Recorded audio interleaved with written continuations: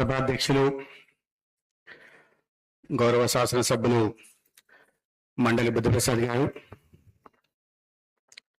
ఆంధ్రప్రదేశ్ మాత్రమే కాకుండా యావత్తు భారతదేశంలో తనకంటూ ఒక ప్రత్యేక స్థానాన్ని తెచ్చుకోవడమే కాకుండా తెలుగు వారికి ఒక గుర్తింపు, తెలుగువారు ఎవరు చూసినా మన వాళ్ళు అనుకునేలాగా ఒక వ్యక్తిత్వాన్ని నిర్మించుకున్న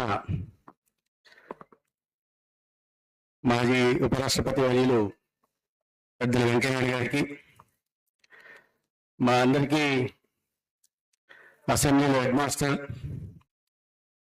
శాసనసభ స్పీకర్ పెద్దల అయ్యన్న పాత్రుడు గారికి, సహచర మంత్రివర్యులు, మేమందరం చాలా ఆప్యాయంగా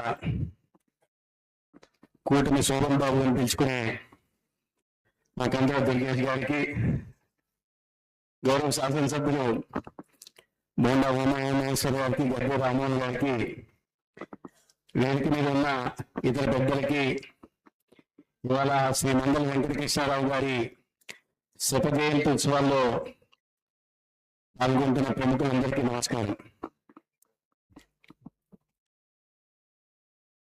మనకు కొన్ని విషయాలు తెలుసు, కొన్ని విషయ పరిజ్ఞానం ఉంది అని అనుకుంటూ ఉంటాం.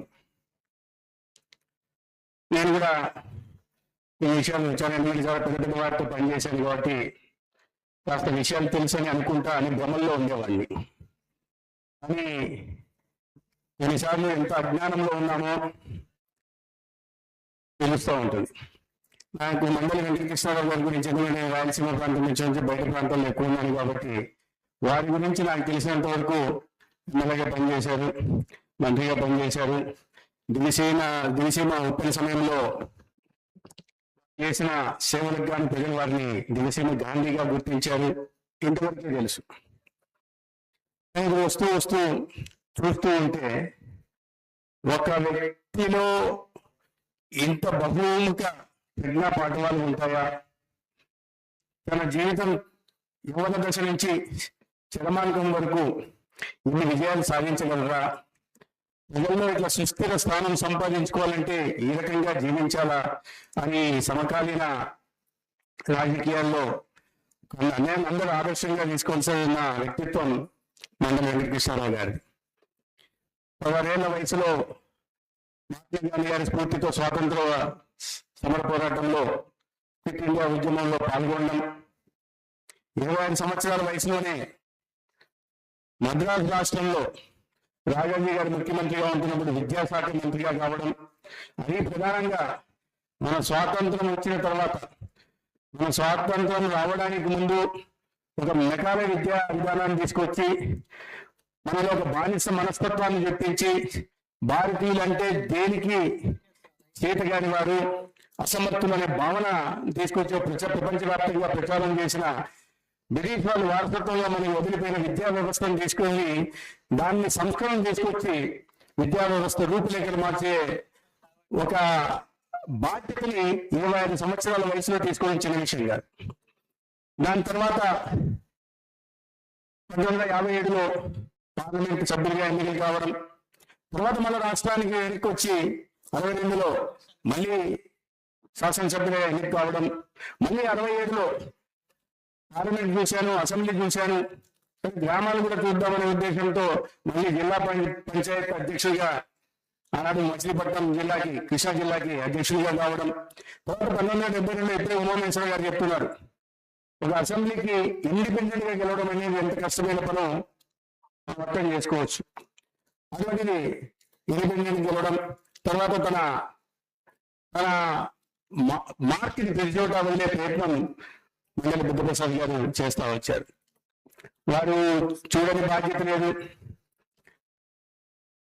కానీ ఒక అసెంబ్లీకి ఇండిపెండెంట్ గా గెలవడం అనేది ఎంత కష్టమైన పనో అర్థం చేసుకోవచ్చు. అటువంటిది ఇండిపెండెంట్ గెలవడం, తర్వాత తన మార్క్ని ప్రతిచోట వెళ్ళే ప్రయత్నం మండలి బుద్ధప్రసాద్ గారు చేస్తా వచ్చారు. వారు చూడని బాధ్యత లేదు,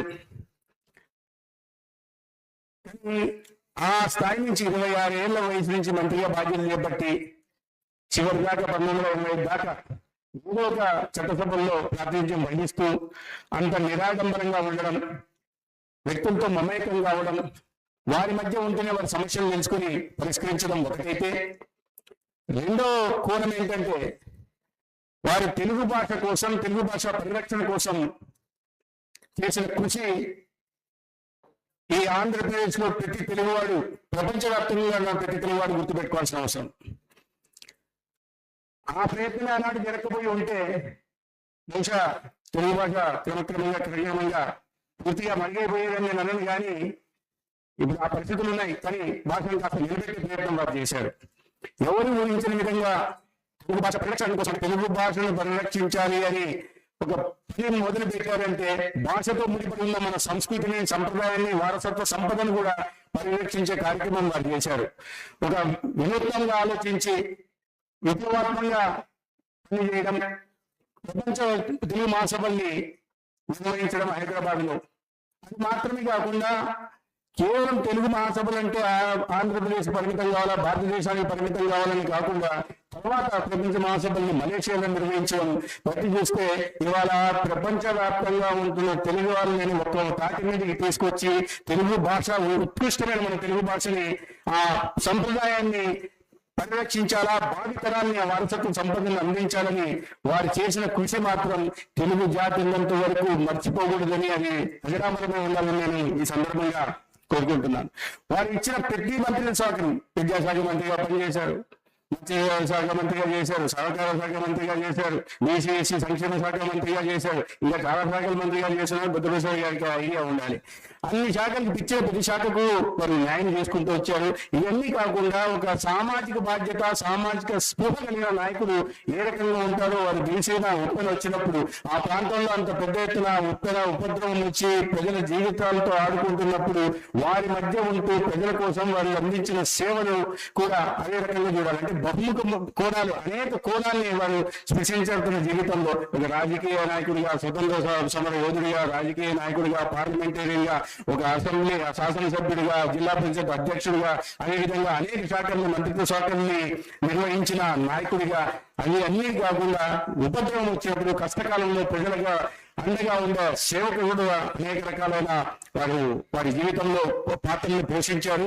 అటువంటి వ్యక్తి, అటువంటి నాయకుడి శత జయంతి ఉత్సవాన్ని అధికారికంగా రాష్ట్ర ప్రభుత్వం నిర్వహించిన సందర్భంగా నేను గౌరవ ముఖ్యమంత్రి చంద్రబాబు నాయుడు గారికి ధన్యవాదాలు తెలియజేసుకుంటూ, అదేవిధంగా వారి విగ్రహాన్ని కూడా ఇవాళ ఆవిష్కరించడానికి మండలి భూపతిసాయి గారు కారణమైతే పర్యాటక శాఖ మంత్రిగా, సాంస్కృతిక శాఖ మంత్రి కన్నూరు దుర్గేష్ గారికి కూడా ధన్యవాదాలు తెలియజేసుకుంటూ, ఇటువంటి కార్యక్రమంలో ఒక అతిథి ఏ రకంగా ఉండాలంటే మనం ఆలోచిస్తే మండలి వెంకట కృష్ణారావు గారి లాంటి నాయకుడి శత జయంతి ఉత్సవాల్లో ముఖ్య అతిథిగా ఉండాల్సిన వ్యక్తి అంటే నాకు తెలిసి ఏ రాష్ట్రంలో, తెలుగు రాష్ట్రాల్లో భూతద్దం పెట్టి చూసినా వినిపించే ఒకే ఒక పేరు వెంకయ్య నాయుడు గారు. అటువంటి అంటే తెలుగు వారైతే ఎట్లయితే చేశారో నిరంతరం జన్మభూమి గురించి కానీ, లేదా కన్నడ భాష గురించి కానీ, మాతృభాష గురించి కానీ వారు సరళమైన మతాల్లో చెప్తూ దాన్ని ఇవాళ మన ఈ యుగానికి కాకుండా రాబోయే తరాలకు కూడా వారి ఆ దీన్ని తీసుకెళ్లే ప్రయత్నం వారు చేస్తూ ఉన్నారు. ఈ సందర్భంలో వారిని కూడా భాగస్వామ్యం చేసినందుకు నేను మండలి బుద్ధప్రసాద్ గారికి, అదేవిధంగా తెలుగు విశ్వవిద్యాలయం వారికి, అధికార భాషా సంఘానికి కూడా ధన్యవాదాలు తెలియజేసుకుంటూ సెలవు తీసుకుంటాను. భారత్ మాతాకి.